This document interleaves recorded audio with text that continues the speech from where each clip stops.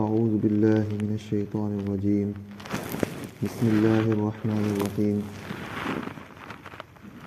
یا ایہا الذین آمنوا علیکم انفسکم لا یضرکم من ضل اذا اہتدیتم الی اللہ مرجعکم جمیعا فینبئکم بما کنتم تعملون۔ اے ایمان والو، تم پر صرف تمہاری ذمہ داری ہے اور تم کو نقصان نہیں دے گا کسی شخص کا گمراہ ہو جانا جبکہ تم ہدایت پر ہو۔ اللہ ہی کی جانب تم کو لوٹنا ہے تو پھر وہ تم کو بتلائے گا کہ تم کیا عمل کرتے تھے۔ آیت کریمہ کا ترجمہ، ظاہراً اس سے یہ بات کوئی سمجھ سکتا ہے کہ آیت میں یہ فرمایا گیا ہے کہ تم پر صرف تمہاری ذمہ داری ہے۔ یا ایھا الذین آمنوا علیکم انفسکم، تم پر صرف تمہاری ذمہ داری ہے اور کسی دوسرے کا بوجھ تم پر نہیں لادا جائے گا۔ لا تزر وازرۃ وزر اخری، کہ کسی دوسرے شخص کا بوجھ تمہاری پیٹھ پر نہیں لادا جائے گا۔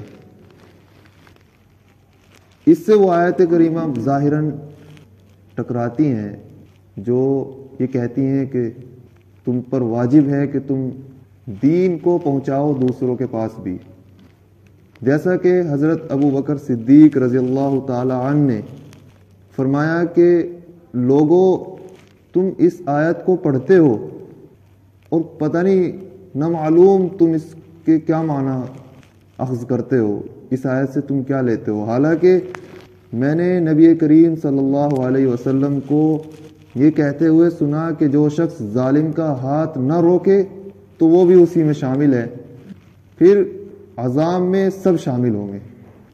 یعنی دعوت نہ دینا اس کے لیے ایک وعید ہے۔ اسی طرح حدیث میں آتا ہے کہ حضرت ابو امیہ انہوں نے پوچھا حضرت ابو ثعلبہ سے کہ اس آیت کا آپ کیا جواب دیتے ہیں؟ یعنی ان کا مقصد یہ تھا کہ اس آیت میں تو کہا گیا ہے کہ تم پر صرف اپنی ذمہ داری ہے، جبکہ پچھلی آیتوں میں گزشتہ میں گزری ہیں، جیسے کہ 2 صفحے پہلے ہی گزری، لولا ینہاہم الربانیون والاحبار عن قولہم الاسم واکلہم السحت، کہ کیوں نہیں روکا مشائخ نے اور علماء نے ان کو جھوٹ بولنے سے، حرام مال کھانے سے، تو وہ کتنا برا کام کر رہے ہیں، لبئس ما کانوا یصنعون۔ اور اس آیت میں صرف ذمہ داری دی گئی ہے ان کو اپنی، کہ تم پر صرف اپنی ذمہ داری ہے۔ تو انہوں نے پوچھا حضرت ابو ثعلبہ سے کہ اس آیت کا پھر کیا جواب ہے؟ انہوں نے کہا کہ تم نے بالکل درست آدمی سے پوچھا ہے جو اس کے بارے میں بخوبی جانتا ہے۔ دراصل ہوا یہ کہ میں نے بھی رسول اللہ صلی اللہ علیہ وسلم سے پوچھا تھا کہ یا رسول اللہ اس آیت کا کیا مطلب ہے؟ تو آپ نے فرمایا تھا کہ جب تم دیکھو کہ بخل کی پیروی کی جانے لگے، آدمی بخیل ہوتا چلا جائے، جب تم دیکھو کہ خواہشات کی پیروی کی جانے لگے، دنیا کو ترجیح دی جانے لگے، یعنی دعوت کا کوئی اثر نہ ہو، یہ اس زمانے کے لیے ہے کہ دعوت دیتے دیتے تھک چکے ہیں، کوئی اثر نہیں دے رہا ہے، تو پھر تم پر صرف تمہاری ذمہ داری ہے۔ اب جو مرتد ہوتا ہے، جو اسلام کو چھوڑ کر جاتا ہے، وہ بھاڑ میں جائے، ہم نے پہنچایا نہ تھا، ہماری ذمہ داری انتھک کوشش کے باوجود پوری ہو چکی ہے، اب بھی وہ گیا تو گیا، اس کی ہم پر کوئی ذمہ داری نہیں ہے۔ پتہ ہے چلا اس آیت کا مطلب یہ ہے، جیسا کہ حضرت تھانوی نے بھی لکھا ہے، اذا اہتدیتم، کہ تم کو نقصان نہیں دے گا جبکہ تم ہدایت پر ہو، اور ہدایت میں شامل ہے تبلیغ بھی، دعوت و تبلیغ بھی ہدایت میں شامل ہے۔ دعوت و تبلیغ کے بغیر جو دعوت و تبلیغ کا انکار کرے گا تو وہ ہدایت پر نہیں ہے، کیونکہ دوسری آیتوں سے دعوت و تبلیغ کا واجب ہونا ہر انسان پر واجب ہے، جیسا کہ وَلْتَكُمْ مِنْكُمْ أُمَّةٌ يَدْعُونَ إِلَى الْخَيْرِ، تم میں سے ایک جماعت ایسی ہونی چاہیے جو خیر کی دعوت دے۔ كُنْتُمْ خَيْرَ أُمَّةٍ أُخْرِجَتْ لِلنَّاسِ، تم کو بہترین امت بنایا گیا ہے اس لیے کہ تم لوگوں کے لیے نکالے گئے ہو۔ تأمرون بالمعروف وَتَنْهَوْنَ عَنِ الْمُنْكَرِ کہ تم بھلائی کا حکم کرتے ہو اور برائی سے روکتے ہو. تو اس امت کو خیر کا لقب ملا ہی اس وجہ سے ہے کہ یہ دوسروں کی بھلائی چاہتی ہے. اس کے دل میں سمویا گیا ہے کہ دوسرے کے لیے تڑپنا ہے, دوسرے کے لیے کوشش کرنی ہے, دوسرے کو تبلیغ پہنچانی ہے, اور وہاں تک پہنچانی ہے جہاں جہاں انسان آباد ہے. مارس پہ بھی اگر انسان آباد ہے تو وہاں بھی اسلام کو پہنچا جائے. صحابہ اکرام نے یہ سنا تھا, بلغوا عنی ولو آیا. رسول اللہ صلی اللہ علیہ وسلم نے اپنے آخری خطبے میں فرمایا کہ میری جانب سے پہنچا دو جس تک نہیں پہنچا, جس کو ایک آیت آتی ہے تو وہ بھی پہنچا دے. صحابہ اکرام نے سنا تو اتنی زبردست انہوں نے پھر تبلیغ کا کام انجام دیا, اور وہاں تبلیغ کو لے کر پہنچے جہاں دیدہ میں لکھا ہے مفتی تقی عثمانی صاحب نے کہ جب وہ گئے وہاں, مفتی تقی عثمانی صاحب چین میں, اور ایک دور کا علاقہ ہے, پہاڑوں کو پار کر کے جانا پڑتا ہے, شنجیانگ کیا نام ہے ان کے, وہاں 2 قبریں ہیں, 2 مقبرے ہیں, اور وہاں عوام میں مشہور ہے کہ یہ 2 صحابی کی قبریں ہیں, اور وہ علاقہ پورا مسلمان ہے. صحابہ اکرام وہاں تک پہنچے ہیں, کہاں عرب کا ریگستان اور کہاں وہ مائنس ڈگری کی سردی, وہاں جا کر وہ رہے ہیں. انہوں نے وہاں تبلیغ کا کام انجام دیا. تو صحابہ اکرام اس نمونے کو لے کر نکلے تھے. انہوں نے اپنی زندگی کو ایک آئیڈیل بنا کر چھوڑا ہے اس امت کے لیے کہ تم کو کس انتھک محنت کے ساتھ دعوت و تبلیغ کے ساتھ جڑ جانا ہے. آیت کا وہ مطلب نہیں ہے کہ جو ظاہراً سمجھ میں آتا ہے. اسی وجہ سے حضرت ابوبکر صدیق نے بھی یہ فرمایا تھا کہ پتہ نہیں تم اس کا کیا مطلب سمجھتے ہو. مطلب تو وہی ہے کہ ہر انسان پر واجب ہے کہ وہ پہنچا دے جہاں تک بھی اس کو معلوم ہے, جہاں تک بھی اس کو قدرت ہے.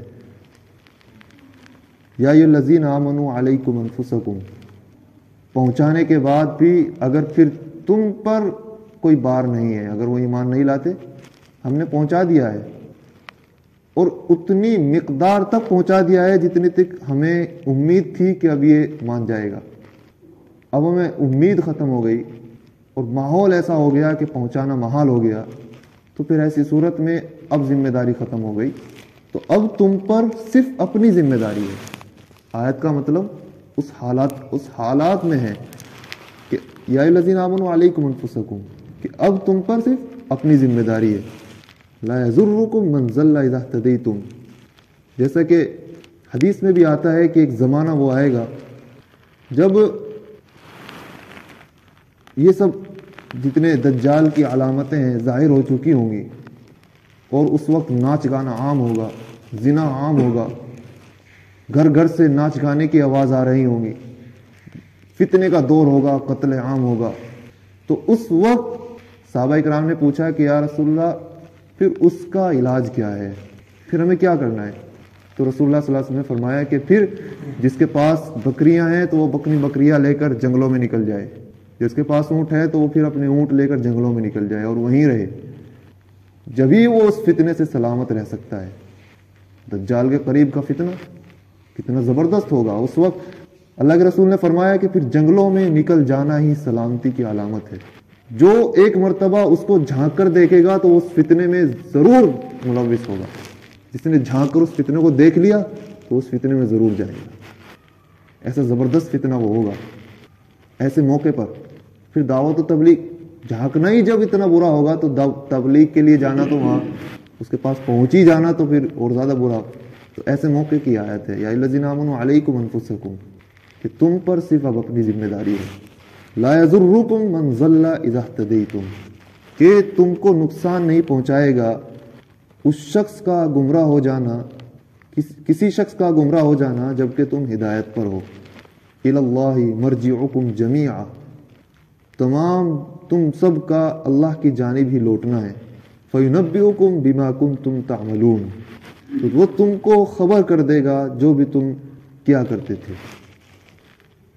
مولانا سجاد نعمانی ایک بیان میں فرماتے ہیں کہ صحابہ اکرام نے جس آئیڈیل کے ساتھ میں دعوت و تبلیغ کا کام انجام دیا ہے اور جس تیزی کے ساتھ انہوں نے اسلام کو پھیلایا ہے, اس کی مثال رہتی دنیا تک کہیں نہیں مل سکتی.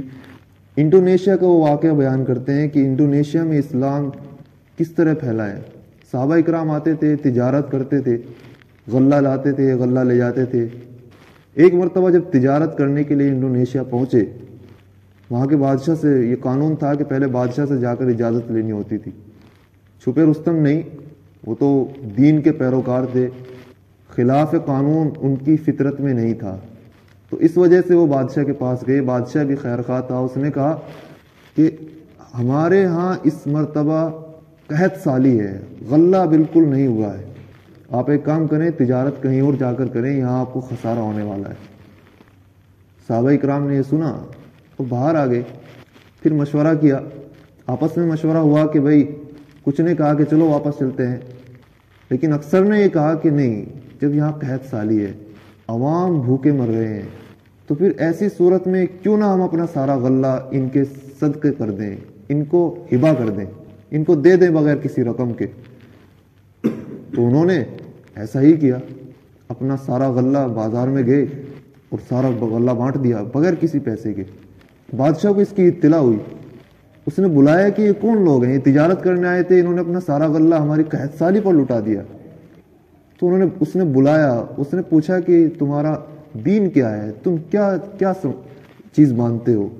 صحابہ اکرام نے پھر اس کو دعوت دی. بادشاہ اندر گیا اور نئے لباس پہن کر آیا. پھر اس نے کہا کہ مجھے بھی اس دین میں شامل کریں.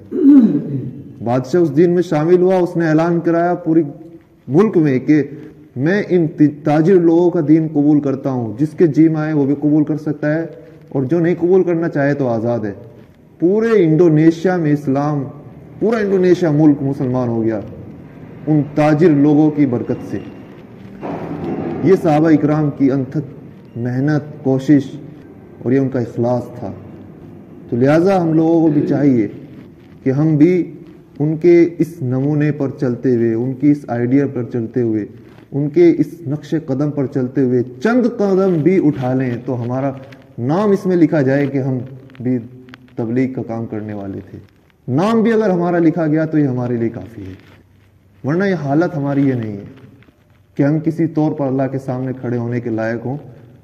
انگلی کٹا کر شہیدوں میں نام لکھانا, یہ بھی اگر ہو جائے تو یہ بہت ہی انسان کے مقدر کی بات ہے. اللہ ہم سب کو سمجھ کی توفیق عطا. سبحان اللہ.